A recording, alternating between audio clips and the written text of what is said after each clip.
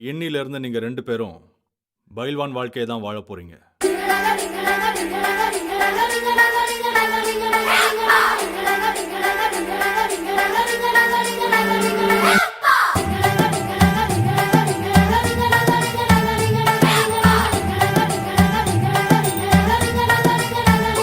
அப்பா over work out, நிக்க கூடாது.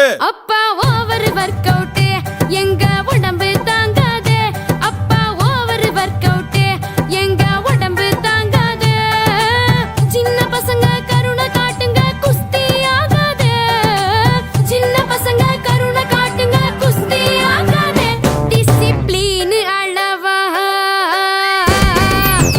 டிசிப்ளின் அளவா இருந்தா உசுறு போகாது.